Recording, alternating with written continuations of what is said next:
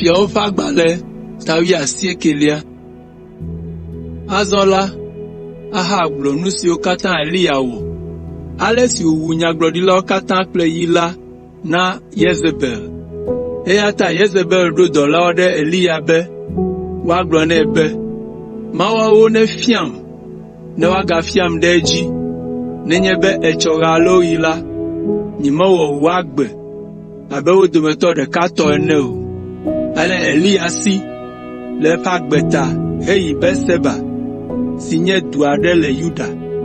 Egblẽ eƒe subɔla ɖe afi ma, eya ɖeka zɔ mɔ ŋkeke blibo la yi gbedzi. Enɔ anyi ɖe ati aɖe te, eye wòdo gbe ɖa be Yehowa nena yeaku. Egblɔ na Yehowa be, eglom azɔ, ɖe nye agbe ɖa, mele kuku ge gbe ɖeka kokoko, nyemenyo wu tɔgbuinyewo o. Eliya mlɔ ati la te, eye wòdo alɔ̃. Ke mawudɔla aɖe va nyɔe le alɔ̃ me, eye wògblɔ nɛ be wòafɔ aɖu nu. Etsa ŋku, eye wòkpɔ abolo si mem wonɔ le kpe xɔdzowo dzi kple tsikplu aɖe.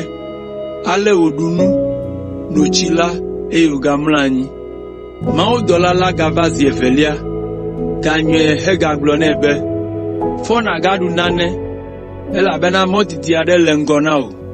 Ale wòfɔ, ɖu nu, no nu, eye nuɖuɖu la do ŋusẽ ale gbegbe be wòte ŋu zɔ mɔ ŋkeke 40 kple zã 40 yi Horeb to, Mawu ƒe to la dzi. Eliya ge ɖe agado aɖe me, eye wòtsi afi ma dɔ. Yehowa ɖe eɖokui fia Eliya. Yehowa ƒe gbe va nɛ be, Eliya, nu ka wɔm nèle le afi sia? Eɖo ŋu be, meva ŋu ɖe Yehowa, Mawu Ŋusẽkatãtɔ la nu. Israelviwo gbe nu le wo nubabla la gbɔ. Wogbã wo vɔsamlekpuiwo ƒu anyi, eye wowu wo nyagblɔɖilawo kple yi. Nye koe susɔ, eye azɔ la, wole didim be yewoawu nye hã. Yehowa gblɔ nɛ be, dogo, nàtsi tsitre ɖe to la dzi le Yehowa ŋkume, elabena Yehowa ava tso me ayi. Tete yaƒoƒo sesẽ aɖe kaka toawo, gba gakpeawo le Yehowa ŋkume, gake Yehowa menɔ yaƒoƒo sesẽ la me o. Anyigba ʋuʋu kplɔ yaƒoƒo sesẽ la ɖo, gake Yehowa menɔ anyigba ʋuʋu la me o. Dzobibi kplɔ anyigba ʋuʋu la ɖo, gake Yehowa menɔ dzobibi la me o. Gbebɔlɔe aɖe kplɔ dzobibi la ɖo. Esi Eliya se gbebɔlɔe la, ehe eƒe awu ʋlaya tsyɔ mo, eye wòdo go ɖe gota ɖatsi tsitre ɖe agado la ƒe mɔnu. Tete gbe aɖe gblɔ nɛ be, Eliya, nu ka wɔm nèle le afi sia? Eliya ɖo ŋu be, meva ŋu ɖe Yehowa, Mawu Ŋusẽkatãtɔ la nu. Israelviwo gbe nu le wo nubabla la gbɔ. Wogbã wo vɔsamlekpuiwo ƒu anyi, eye wowu wo nyagblɔɖilawo kple yi. Nye ɖeka koe susɔ, eye azɔ la, wole didim be yewoawu nye hã. Yehowa gblɔ nɛ be, trɔ, nàlé mɔ si nèto va eye nàyi ɖe Damasko gbegbe. Ne eɖo afi ma la, si ami na Hazael wòanye fia ɖe Aram dzi. Le esia megbe la, nàsi ami na Yehu, Nimsi ƒe vi, wòazu Israel fia, eye nàsi ami na Elisa, Safat ƒe vi, tso Abel Mehola, ne wòanye nyagblɔɖila ɖe tewoƒe.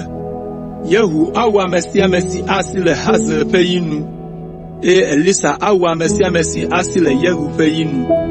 Ke hã la, magblẽ ame 7,000 ɖe Israel, ame siwo medze klo na Baal o, eye wometsɔ woƒe nuwo gbugbɔ nu nɛ o. Elisa trɔ zu Eliya ƒe nusrɔ̃vi. Ale Eliya yi ɖakpɔ Elisa, Safat ƒe vi la, esi wònɔ agble ŋlɔm kple nyiwo ƒe hatsotso 11, siwo yome wònɔ. Ewu bola ŋɔŋlɔ nu kple nyiawo ƒe hatsotso mamlɛtɔ. Eliya te ɖe ŋu, tsɔ eƒe dziwui da ɖe eƒe abɔta, eye wòtrɔ dzo. Elisa gblẽ nyitsua ɖe afi ma, ƒu du ɖatu Eliya, eye wògblɔ nɛ be, gbã la, nàmayi aɖakla fofonye kple danye, ekema mayi kpli wò. Eliya gblɔ nɛ be, yi nàtrɔ gbɔ. Nu kae na wò lãme le ƒoƒom ale? Elisa trɔ yi eƒe nyiawo gbɔ, wo dometɔ eve, eye wòtsɔ nyiawo ƒe kɔkutiwo do dzoe heme woƒe lã. Ena lã la dɔwɔla bubuawo, eye wo katã woɖu nu nyuie. Le esia megbe la, edze Eliya yome abe eƒe kpeɖeŋutɔ ene.